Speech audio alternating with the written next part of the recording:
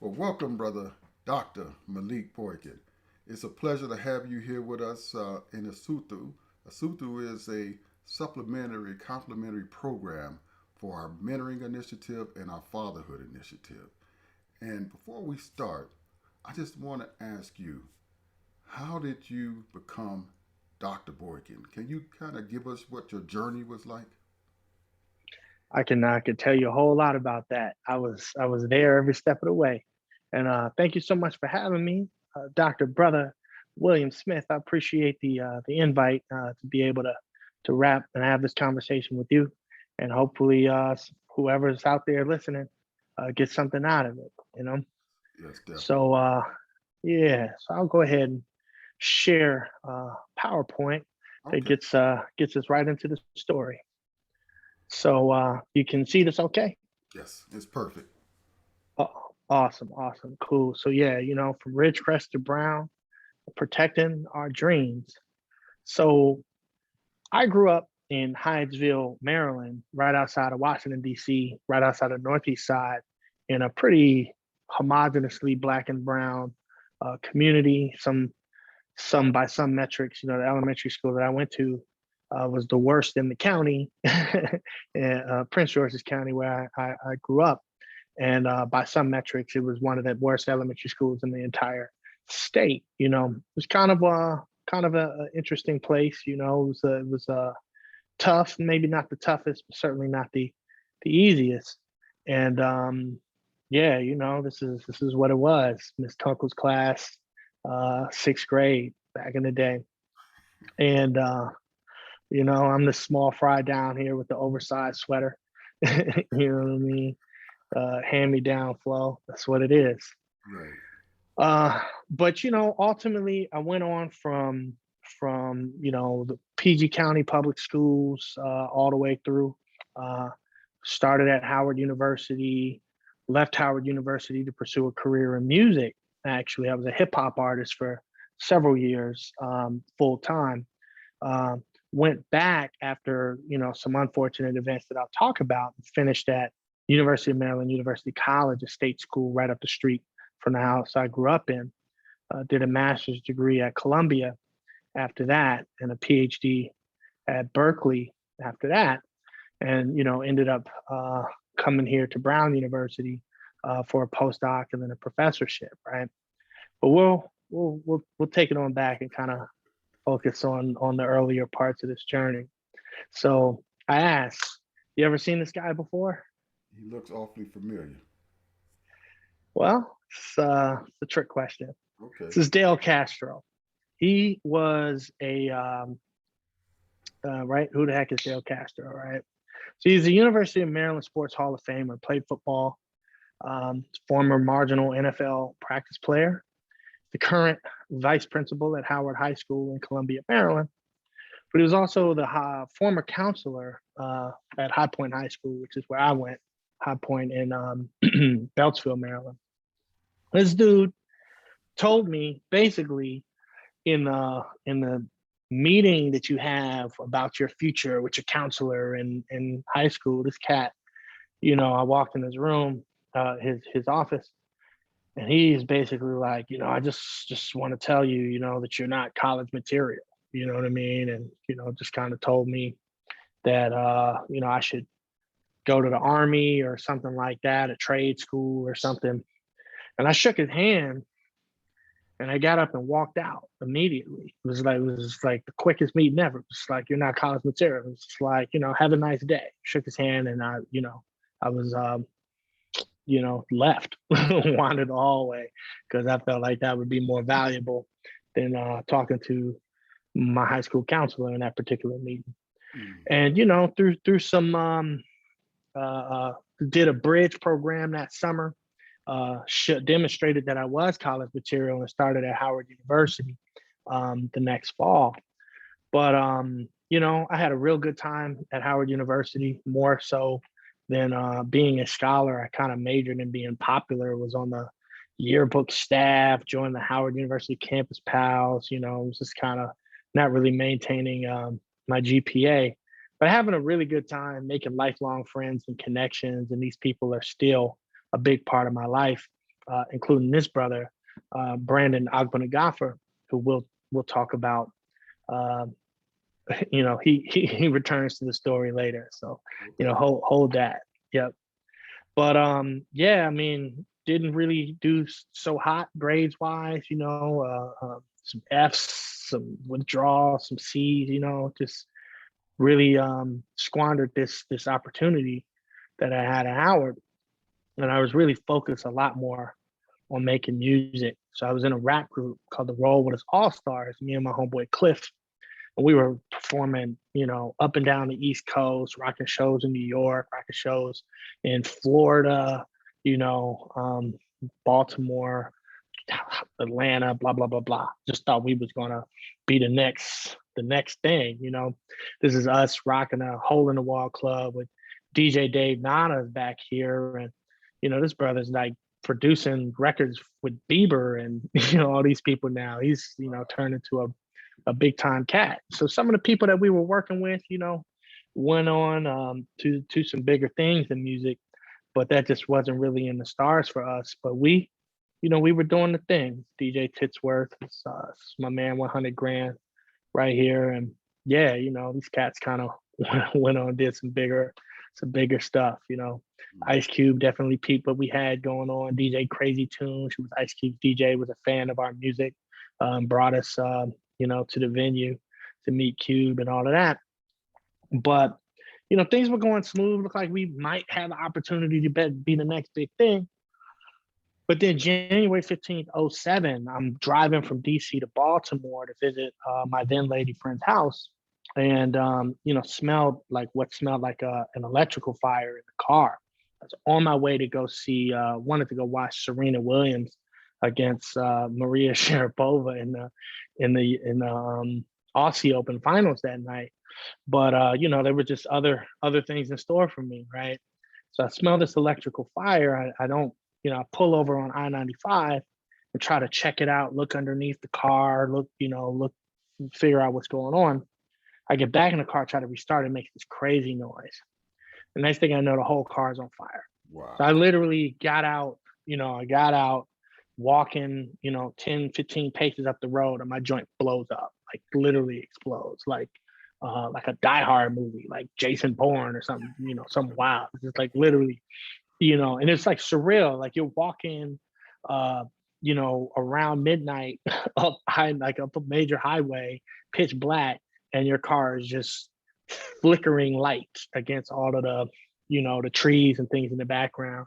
And I didn't have a cell phone at this time, so I literally had to walk to the next exit, run across 6 lanes of highway, and make a payphone call at the first payphone I could find off the exit, which, in Jessup, Maryland, luckily for me, there was a hotel not too far down the road. So my lady came and picked me up, and that night into that morning, it was just like, man, what am I about to do with the rest of my life? I'm an independent musician. I can't get to my gigs. It just really was a severe disruption to what I had going on. So, that was the night into that morning that I decided, you know what, I'm gonna go back and finish my degree. So literally it.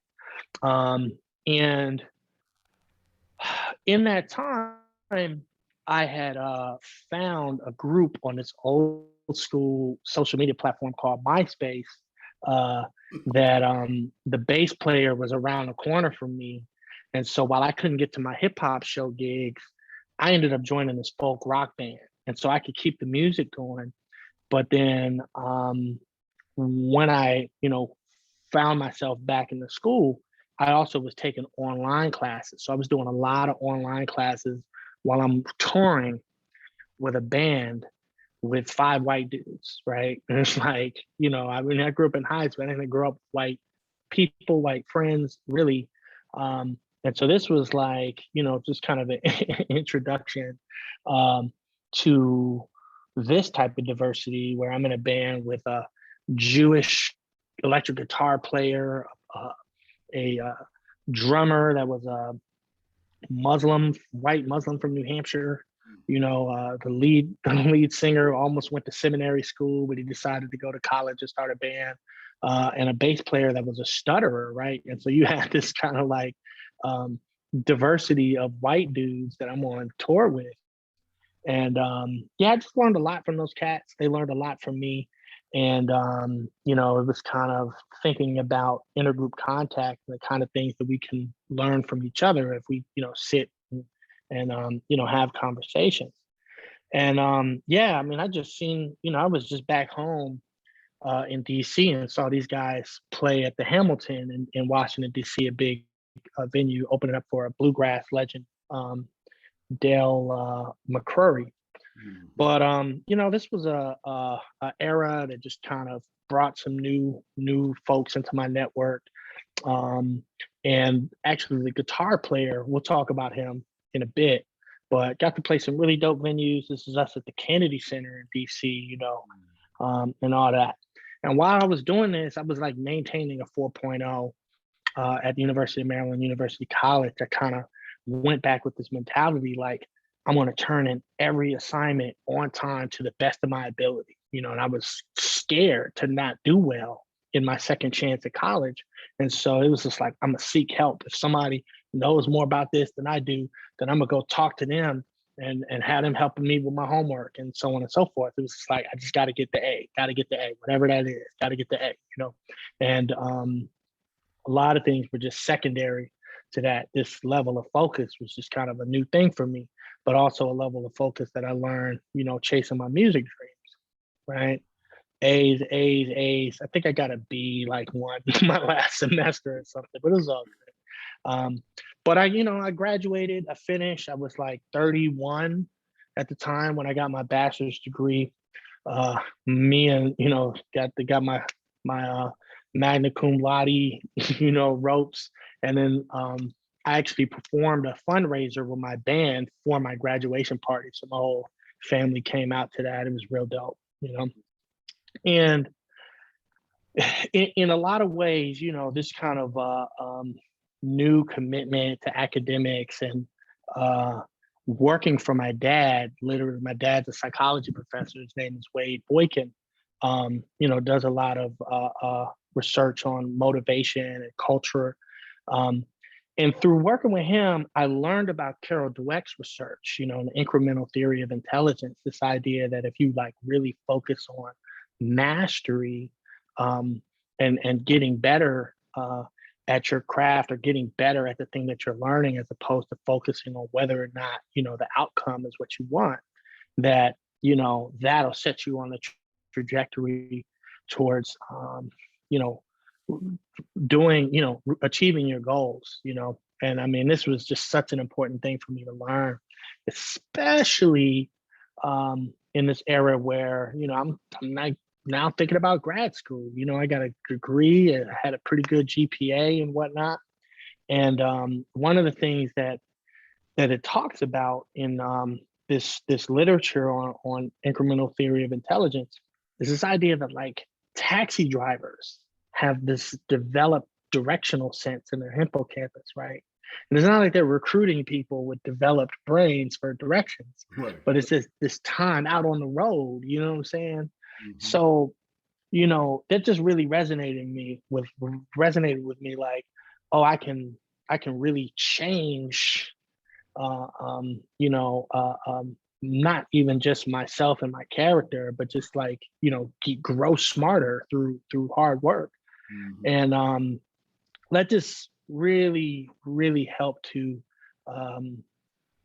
change my attitude towards all of these things, right? So I had this moment in 2009 where the rapper Tajay from Souls of Mischief heard a record that me and my rap partner did, and was just like, man, we could put this out.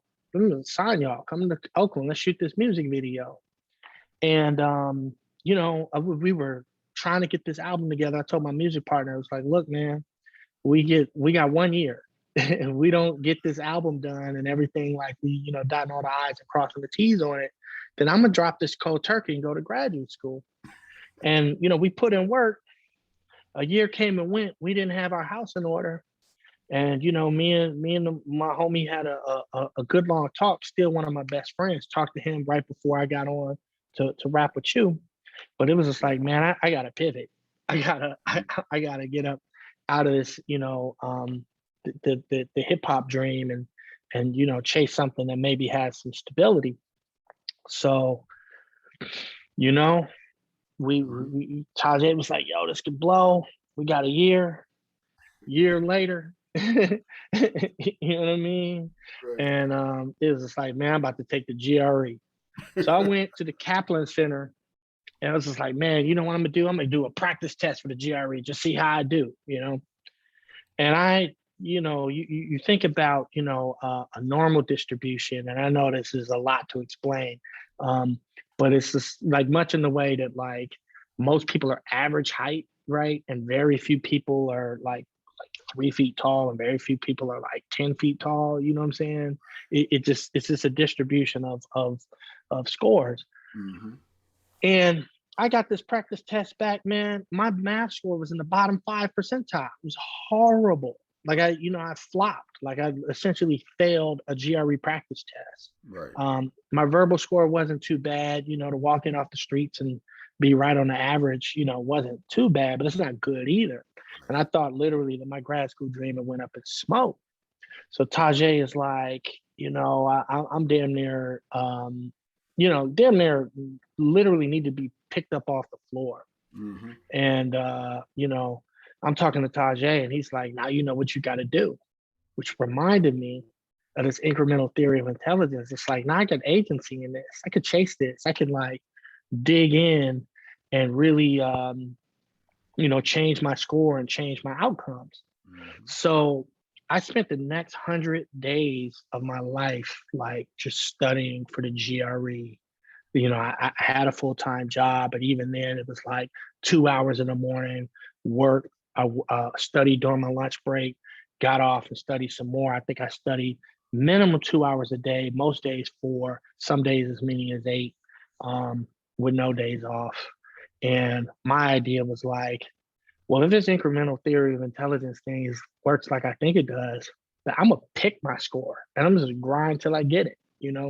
And so this is obviously Babe Ruth with the famous call shot. I'm gonna hit it out there, and then the pitch comes across the plate. He smacks it out there, just like he said he was. So this was how I was thinking about the GRE, Mm-hmm. and ended up with the 77th percentile math score. So you go from 5 percentile of bottom five up to 77, and then a verbal score from a 52 up to a 93. You know, um, is really what I was able to do, and it was a lot of this believing in this incremental theory of intelligence and investing in myself in this way, but also the guitar player for my band was a math teacher. I would Wow. meet with him on weekends sometimes. There was a singer that I worked with, Misty Heavens. Her now husband, then boyfriend, taught for Kaplan, and he would meet with me some weekends and give me free tutoring. And so, like, I'm grinding throughout the week, but I'm also kind of leveraging my network to supplement it with people that I can ask questions to, and ended up with a pretty groovy GRE score. So I think I started with a combined 830, ended up with a combined 1380 on a 1600 scale, and it's like, yo, let's do it again. Let's do these grad school apps. So applied to Columbia, PhD program. Applied to Michigan, PhD program. Stanford. Applied to GW. You know what I'm saying? I was feeling kind of saucy with it. Sent these applications out into the world and got rejected flat out from three of them. And Columbia was like, we're not gonna let you to the PhD, but we'll get you in the master's program. So I took it. I was like, let's keep the party going. Moved to New York, Wow. boom, did pretty doggone good. Was bartending, was doing research with Edmund Gordon, our fraternity brother, who is 240 Alpha chapter. You heard me right, 40. His brother's 100 years old, still alive and sharp. Just was with him about 3 weeks ago. And this really gave me an opportunity to change my stripes, and sent out became the president of the the Psychology Honor Society while I was there. We resurrected it, brought the charter back and whatnot. Made a lot of friends, and just kind of found also a deeper passion for research, doing volunteer research at that time on top of my job. So grad school applications 2.0, boom, I applied to Michigan again, Stanford, Columbia, let's go. Then I applied to Yale also, and Berkeley, right? Mm-hmm. I got rejected from everywhere except Berkeley. Berkeley took a chance on me, bro. Rodolfo Mendoza didn't. It's like, this is my guy. So I, got up, moved across the country, packed all my stuff in my car, put it on an 18-wheeler to ship it, and I flew. And I landed on a Thursday. And, I got there, and my car was slated to arrive on a Sunday, right? Packed with all of my books, clothes, belongings, whatever. And I get a call, Sunday comes and goes. I get a call on Monday. Like, I'm just like, where's my car at, right? So they're like, Mr. Boykin, I don't want you to cuss. I don't want you to yell, And I'm just like, what? My car ain't gonna get here till Thursday. I'm gonna be a.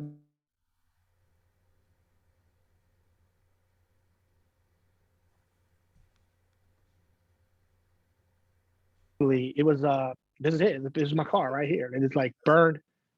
We got to start. You said Thursday, then you froze. So Oh, okay. let's just Yep. go back to that slide and then just pick up right Yep. before you said Thursday. Yeah. So I landed on a Thursday.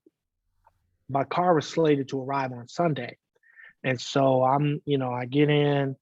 I go out to this little function over the weekend, and feeling good. And then Sunday comes and goes, and I don't hear nothing about my car. Then it's Monday, right? So I get a call from these people, and actually I called them. It's like, hey, just wanted an update on my car, and they're like, oh, Mr. Boykin, I don't want you to yell, I don't want you to curse. I was thinking that my car is gonna be like held up for another 4 or 5 days, and they're like, your car was lost in a fire, and I'm like, what? Like what? So I'm thinking it's like a scam or something. Like, did y'all sell my stuff? Like, what are y'all doing? So they're like, well, we can send you a picture. So they did, and this was it. So it was literally like land in California, getting ready to start grad school. I'm nervous and whatever. And it's just like, oh, guess what? Like, you have nothing. Like, all your your brilliant idea to pack all your belongings and clothes and books into your car backfired, literally. This is my car here in the back. This is some of my stuff. Like, this is my red polo jacket. I missed that jacket. You know what I mean? Is this, but it was really, tough. And I guess the other thing is that I opened up a renter's insurance policy. One of the first things I did, I opened that up on Friday. Wow. And then the next week, I'm putting in like damn near a $20,000 claim. And so I'm under investigation and audit Yep. while I'm like in stats classes and trying to figure out how to write an institutional review board application, and all of this kind of complexities of starting a PhD program, which is hard, right? So it was a extra tough semester, trying to get acclimated. Folks didn't really give me really an inch. It was just like, yeah, but we still need you to write this book chapter and do these other things because you're in grad school. This is the big leagues, man. You're gonna shake that one off. So with some support from my friends, a lot of pep talks from my dad and brother and friends and fraternity brothers, I was able to make it through this tough period. And one of my goals and visions with my father also, being a professor, it was just like, man, that day when I get a PhD, man, I want my dad on the stage to hood me. And so this is my pop and my PhD advisor with the hood in his hand.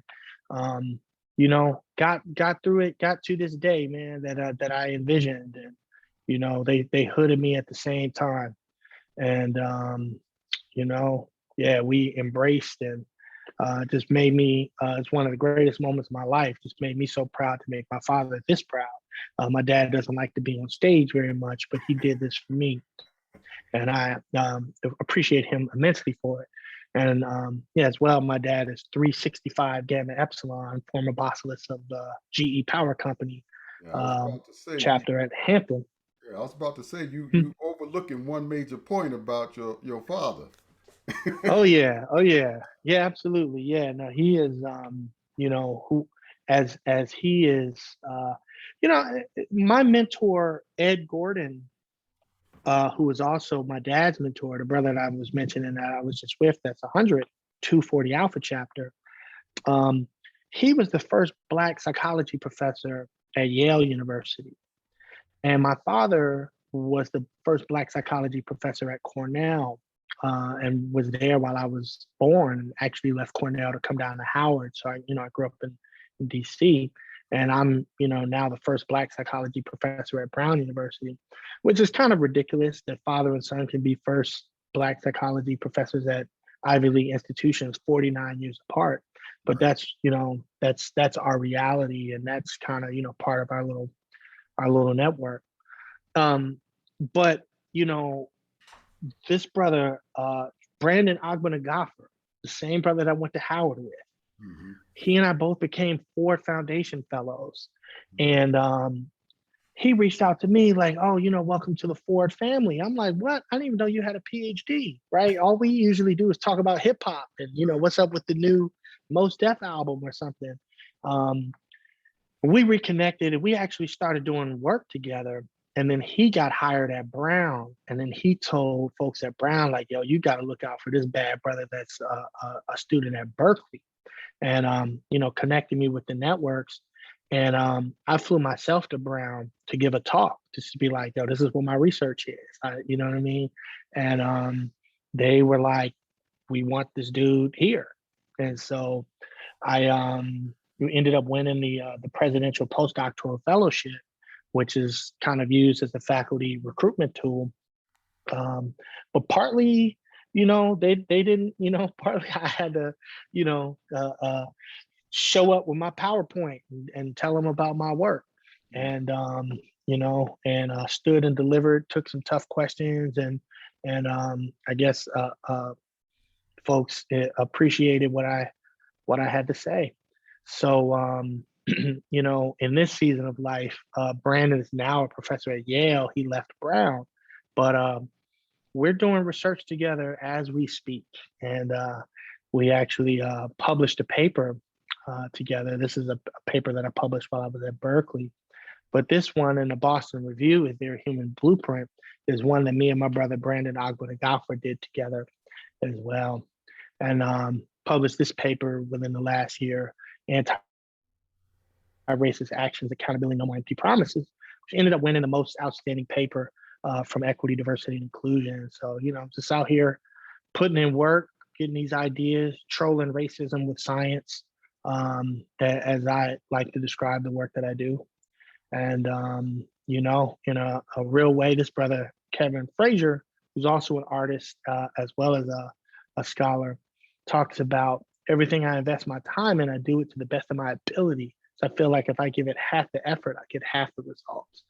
And this is part of why this kind of mentality is part of why I put so much effort into what I do. And I have consistently seen that effort yield results, right? And sometimes people don't want to put that work in because they're afraid of failing. But when you put down in your head, it's like you're defeating yourself. And so not defeating yourself, I think also is a big theme of what I want to communicate, as Dale Castro tried to defeat me with his words when I was a senior in high school. And I really am just kind of wanting people to also just know, like, yo, don't be your own Dale Castro. And as it relates to, my other dream, I'm still making music, right? So me and my brother Kanja put out a record last year. Ended up getting a couple million plays on TikTok. A record called "Dancing for Freedom" that just has themes of freedom fighters and the roles that music and dance has played in freedom fighting throughout the years and eras of our fights for freedom as Black diasporian people. So with that, I'm just going to say thank you. Give a shout out, to my lab, the Race, Identity, and Social Environments lab that I house here at Brown, where we do some pretty groovy science. So that's my story, to this point, man. So hopefully hopefully folks can get something from that. Well, you know what? I think all of the young men and the fathers that have heard your story got a lot out of it. Um, I mean, in particular, your story covers all of our cardinal principles. You know, manhood. You had to sacrifice a lot in order to do what you Mhm. have accomplished. Scholarship. You were low on one end, and you said, "Look, I got to get my act together," and you come back strong, getting straight A's Mhm. while you're working and doing all these other things. Um, Perseverance, right? From every setback that you had, you've had to persevere through it. From your first car blowing up, right? And not being able to Mhm. get to your gigs, to your second car and all of your belongings blowing up, right? And now, Mhm. uplift. You're the first black psychologist at Brown University, and now you have a lab of students who you can pass on knowledge to, pass on scholarship to, and create a new generation. So I think your story will help fathers see what they can do to plant these type of seeds in their son and daughter or their sons and daughters. And for our mentoring programs, all of these stories that you shared with us, we can see as beneficial. Yeah, no, I appreciate that, man. Yeah, it's it's it's been a interesting road, and like even in such, I remember my first semester in grad school. Um, I went to Walgreens. They had like 3 for $21 t-shirts, and I basically, they were all like California, University of California t-shirts, and that's like all I wore the whole first semester. People were like, "Dang, you repping UC Berkeley." I see, and this is like, man, this is what I could afford. I had no, yeah, I had no clothes, literally, like I had no clothes. So yeah, it was it's a wild stretch, man, but we're here just pushing and trying to do research that is uplifting to the community. And it's also like, I could probably take my degrees into the corporate sector and, make money for myself. But it's just important for me to give this knowledge away and give people opportunities to learn and grow. And I'm also, active with the fraternity. I'm the vice bossilist here in Rhode Island, Mm-hmm. and have helped to, be a part of the stimulation of a renaissance of our chapter here, where we've, for the second straight year, have had a full slate of events, even during COVID, virtual events, virtual 5K, raising money for students here in Rhode Island, and soup kitchens, and been able to give.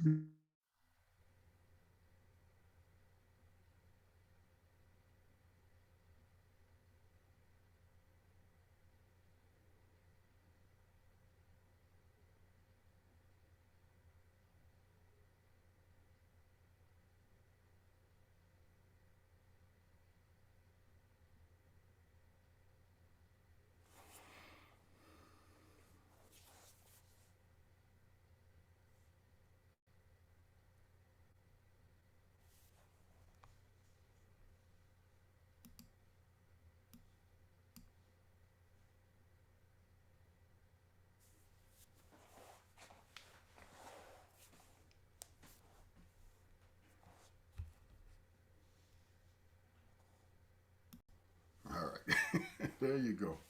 Dang, man, I paid too much money for this internet for it to be cutting off like this. It's crazy. The Yeah. last thing I heard was Soup Kitchens and Give. Yeah. Now you froze again. Oh gosh.